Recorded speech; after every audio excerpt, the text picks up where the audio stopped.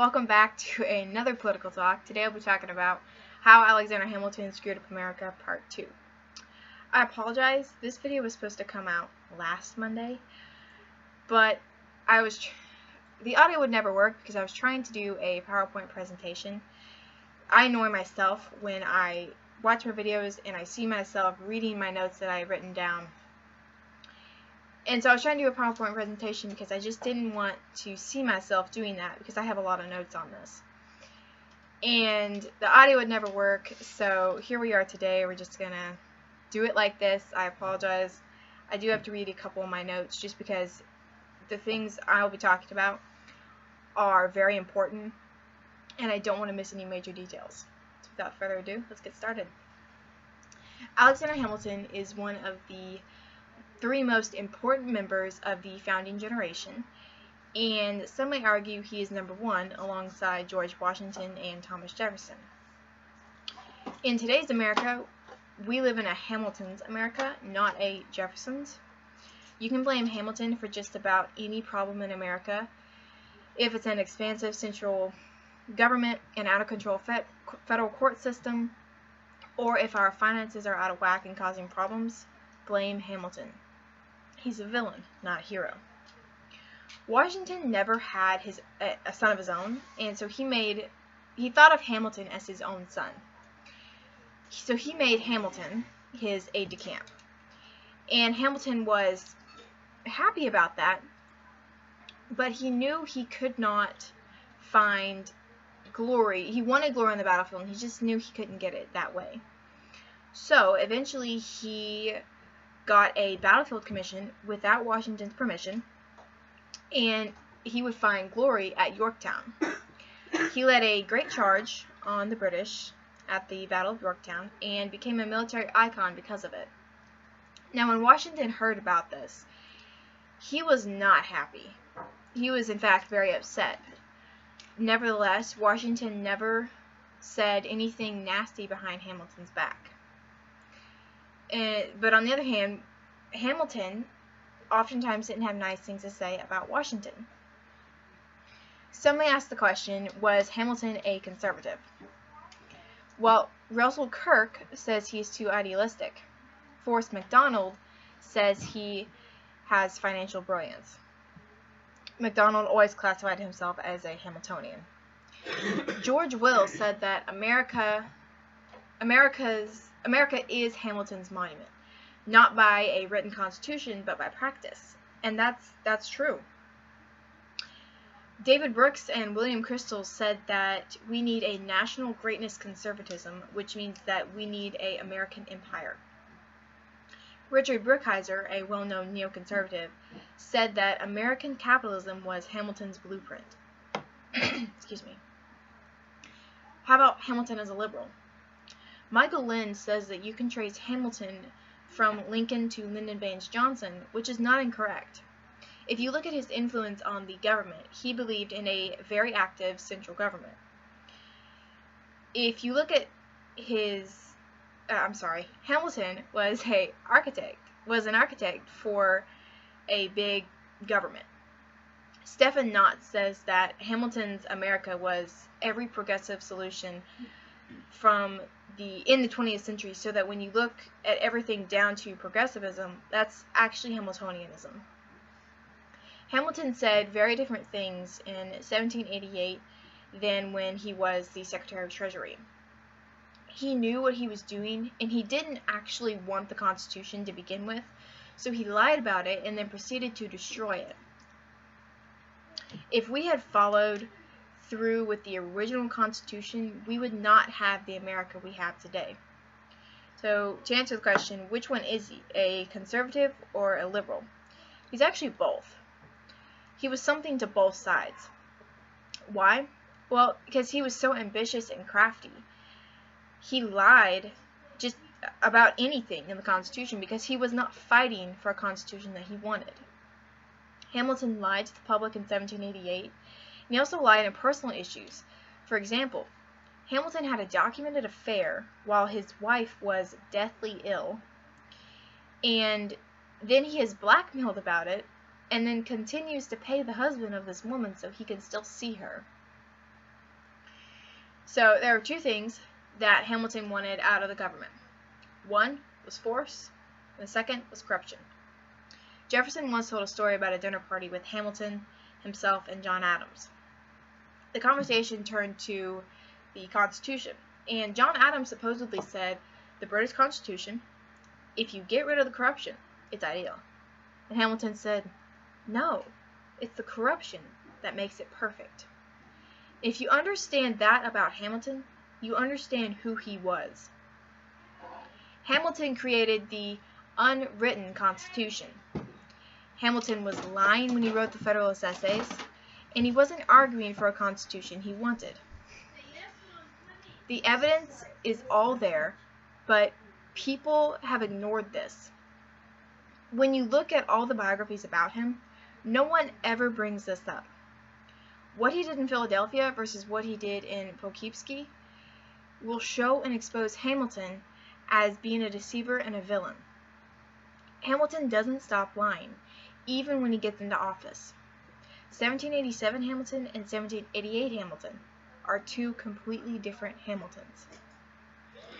After the Constitution is signed in Philadelphia in September of 1787, Hamilton has to become a salesman, and this is what he's going to do with the Federalist Essays. Hamilton is going to start writing as one of the three authors of the Federalist Essays. So there were Madison, Hamilton, and John Jay. He writes the majority of them, which is over 50 essays. And what he's going to do is argue for a constitution he doesn't want, nor does he believe in. He said the exact opposite things in Philadelphia when the Constitution was being discussed and debated at the Philadelphia Convention, and when he became the Secretary of Treasury. So he's trying to sell the Constitution to the reluctant New York. And they may not want it. The only reason the Constitution was agreed to in New York is because amendments were promised, and there were threats that New York City would secede from the rest of New York, which would cause some weird problems if that was to happen.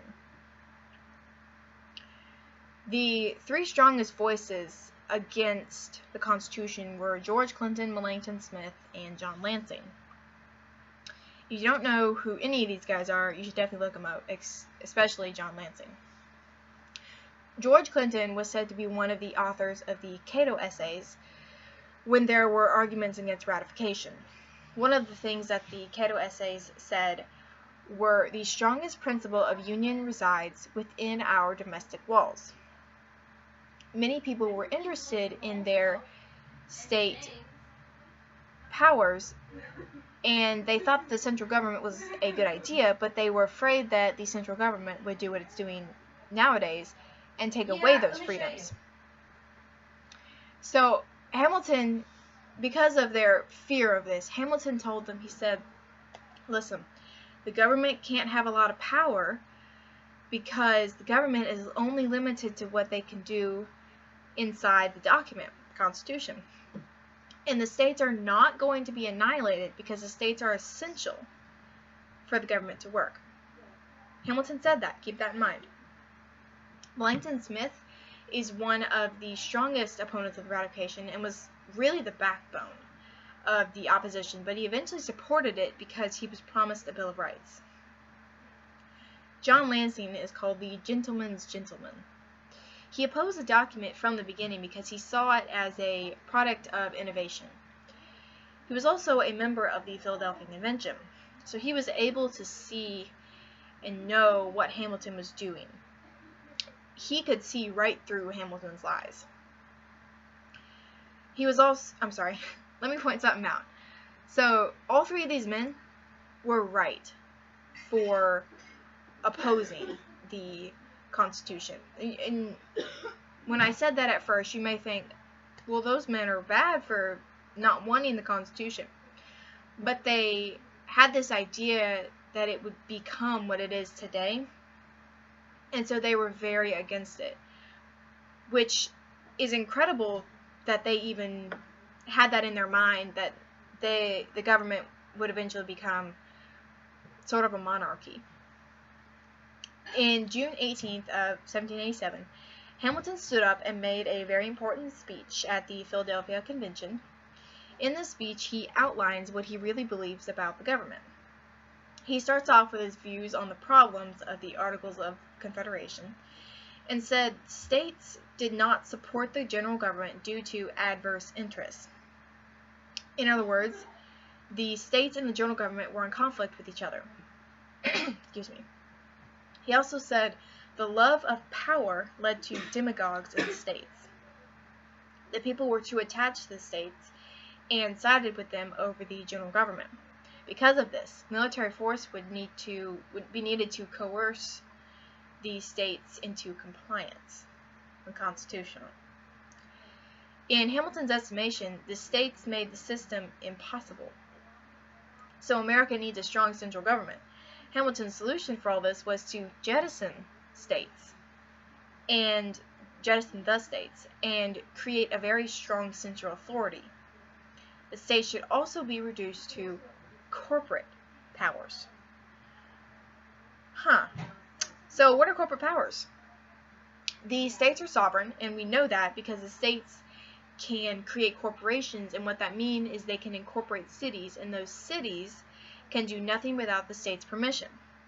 So when you look at the states, they can do everything that's not denied by the Constitution, and that basically comes down to the international commerce and defense.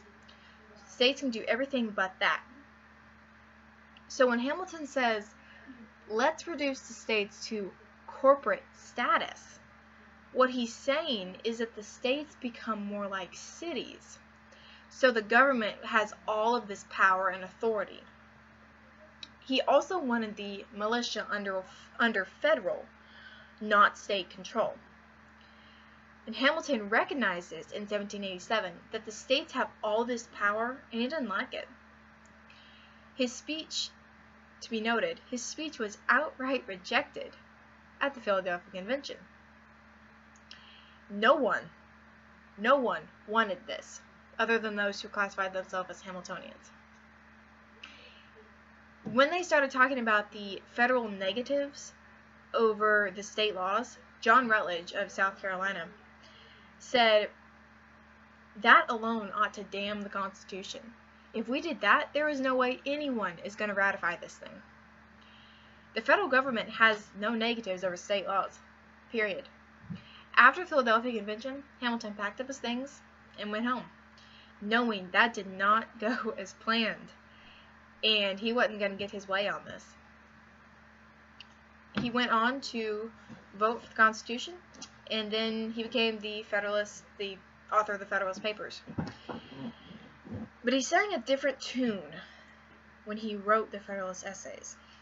Number 32 and number 33 argued that the states would be secure in the general government, that no state would be reduced to corporate status, and that the Supremacy Clause only applied to laws pursuant to the Constitution, and that any federal laws that went beyond the expressly delegated powers would be void. Hamilton lied. Hamilton in the Federalist Essays was arguing for a document that he did not want and in reality did not support. June 27, 1788, Hamilton argues that the states are essential for the general government to operate. Reducing the states would produce political suicide for the general government. He said it must be utterly repugnant to this Constitution to subvert the state governments or oppress the people. Okay, so just 1 year earlier, he was saying the exact opposite. On June 28th, George Clinton argues that the sole purpose of the new general government in the new Constitution would be to destroy the states. Hamilton, of course, rises in protest and again insists that only laws made in pursuance of the Constitution would be binding. The powers of the states were not altered. Who support the document are influenced by ambitious views. So he's saying is George Clinton has this ambitious view and people don't need to be influenced by that. When in fact Hamilton is the one being ambitious. John Lansing can see all this. He knows what's happening. So he calls Hamilton out. He calls him out for his lies. He says that Hamilton's arguments are repetitious and uninteresting. Lansing references his June 18, 1787 speech and asks how anyone can believe him when he argued the opposite position on the states the year prior. Lansing asked Robert Yates to read his notes on his speech in 1787, which would prove that Hamilton is a liar. But Yates backed Hamilton up. And if he had read his notes, it would have proved that Lansing was correct. Because Yates actually wrote that Hamilton wanted to annihilate the state distinctions and state operations. So in other words, reduce them to corporate status. When Hamilton hears this, when Hamilton hears John Lansing calling him a liar, he stands up and says, "That is an assault on my character. You cannot say that." Because I didn't actually mean what Lansing said, I said. I didn't actually say that. Hamilton lied. Eventually, John Lansing backed down because he knew that no one was going to listen to him. Everyone loved Hamilton. Hamilton is seen as this great guy. He's seen as a hero, but he's not. Hamilton was in my opinion, the greatest villain of all time in the Constitutional history. So Hamilton sold New York on a document he had no intentions of following once in the general government, and Lansing knew it, which is why he tried to expose Hamilton before everyone took the bait. Hamilton in power would do much to undermine the Constitution he sold to the states, and his nationalist dreams would come to fruition. I hope you guys enjoyed this. I had fun giving this speech. Again, I apologize for reading some of my notes. But thank you, and I hope y'all have a nice day.